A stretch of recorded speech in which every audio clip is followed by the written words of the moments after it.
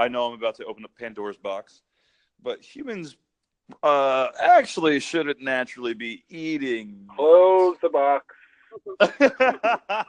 I'm serious. Look at human anatomy. We do not fit the classification of omnivores. No, that's so incorrect because I've seen white-tailed deer eat birds and mice.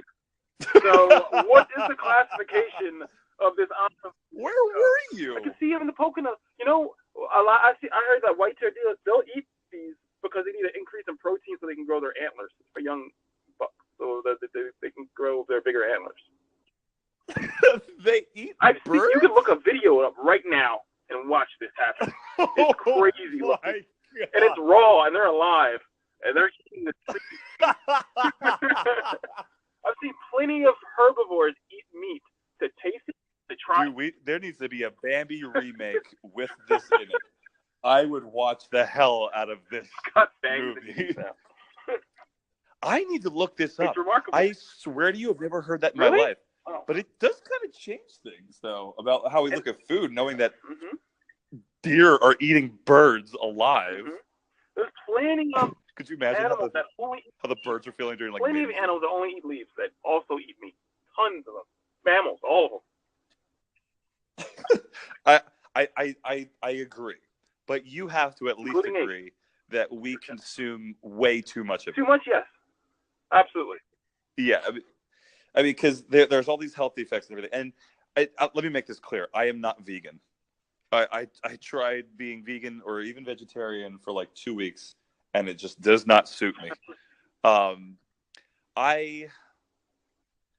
There's a lot of research that supports that people that live vegan diets are far healthier than people that consume meat. That's even so obvious.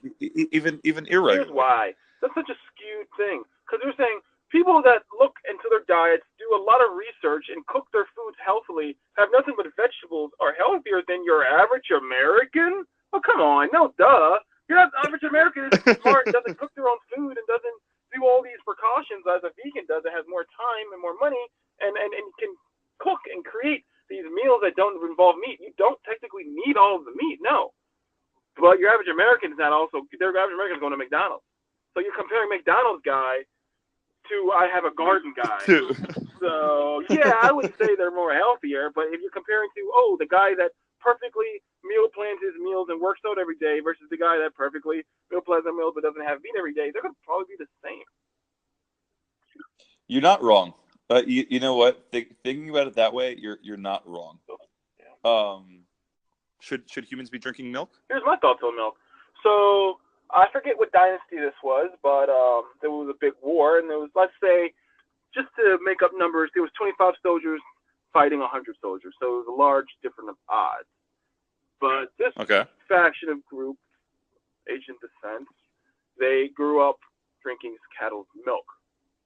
And what they did was, it was a genetic mutation, and they were able to digest milk past adolescence, past childhood, so they're able to digest it and use it and store it in their body, as some people can do now. But they had to travel a very large distance to get to this war. But milk is very easy to carry, and you can also bring the animals with you, and as long as you feed the animals, they'll produce milk. They faced another dynasty hundreds of times larger than them, but they still only had carbs and bread, and carbs slow you down. It's heavy. You can only carry what you have. And when they fought, the people with milk were stronger than the people that had nothing but the bread and rice, because they had more nutrients in them. They were able to carry it. It was lighter weight, and they were stronger, and they were all around bigger than them by the time they finally met up. So milk isn't a genetic mutation that can be considered a genetic advantage, because you now have a new source of nutrients that your body can absorb. Now, this is why a lot of people are lactate, because it depends on where your family tree lies, and if you can break it down or you can't. And that's okay. If you're lactose intolerant, there's nothing wrong with you. It's just you just never had the opportunity. Your lifeline, your family's line has never had the opportunity to have this genetic mutation. So it's not like milk is good or bad for you. It's just, can you digest it or can you not digest it? And if you can, then like meat, moderation, it's okay. And then you can put this into a diet if you want to get larger. Now, what the problem is there's all the hormones and stuff going on, and the cows producing the milk, and then the milk being drinking by the humans, and now you have hormones, growth hormones, which means you get larger. And even that, you could probably swing that the right way and get larger if you do it correctly. But if you drink too much milk, too much dairy products, you can gain a lot of weight. So you have to know exactly what you're doing.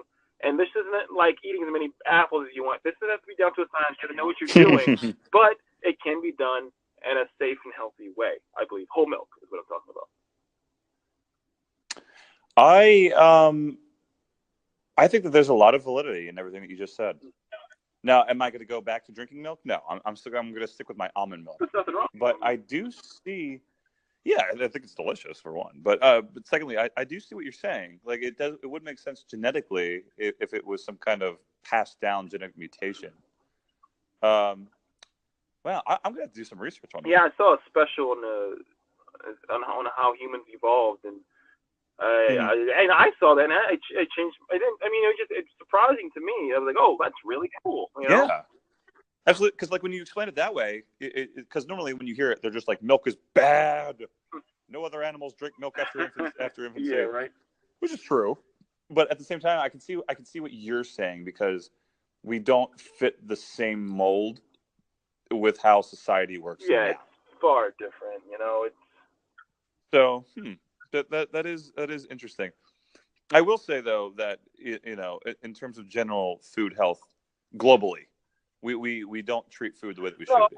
I mean, I was watching this very interesting TED Talk, and they were talking about food and how you can essentially cure any disease with food. And they were saying that here's how you know whether or not you should eat it. Does it look like food? simple. Okay, then eat it. Because if it doesn't, if it comes out of a box, or if it's freeze dried, or however else it comes, if it doesn't look like food when you look at it, then it's not food. It was made somewhere, and we can eat it. But and that's the thing. Like even in other countries and stuff. I was watching this thing the other day about exotic foods, and in some countries they still serve raw meat, served with undigested parts of a cow's stomach. I'm just like, who is eating this? Where is this a delicacy? Never eat. That's what I'm saying. Food should be the simplest thing, to be honest. It really should be. And I'm at fault here too. I like ramen occasionally, and I know ramen is terrible, but that's just addiction from growing up in my household. But if we treated food better, I feel like everyone would be better off. And really just it's as simple as that. Does it look like food? Yeah, unfortunately, yeah. You have so much commercialization. Even with the milk thing, I see an odd amount of commercials spitting out drink milk. Authorized by the Olympics. Make sure you drink milk. And I drink milk, but it's just interesting to seeing the commercials for certain foods to say do this a lot, and they don't. It's not like they help you diet yourself out. They just want you. They want to sell what they have. With all the McDonald's and Taco Bell, they just want to sell it. They really don't talk about the moderation. It'd be interesting. They're forced to put the calorie count. They should be forced to put down the moderation of how much is okay for you to eat per year or per month or per week before it's unhealthy for you. Now, and I will say that too. We do very much so over commercialize milk, and I mean all foods really, except for healthy foods. But I will say that there is a lot of research out there that does support the fact that milk actually is bad for you. But I do understand your side of it, though, where it could just be genetically passed down. Right. So kind of, yeah. And it would make sense that it's in pockets, too. But that's the thing, because on the other side of this sword, you also hear there was an article I read not too long ago. This woman, she was 98, and she eats candy every day, literally every day, because her father owned a candy store, and she's 98. I mean, look at people that are around that live in like the 20s. My grandfather, who's 90, 94, 93 or something, and he grew up in a generation where they served donuts and cigarettes for every meal. Yeah. And it's just I think it comes more down to the power of the mind, really. Mind and nutrition, yes. Because Yeah, you can have a strong mind, but you still there is a breaking limit before, no matter how strong your mind is. Yeah, you can't have a Big Mac every day of your life. This Big Mac is the best Big Mac. Well, it might be, but probably shouldn't be eating Big Macs every day. But anyway, before we start reading back into every article we've found, make sure you guys check us out on YouTube and on Anchor. We're Tech Tag Team, and we'll talk to you guys next time.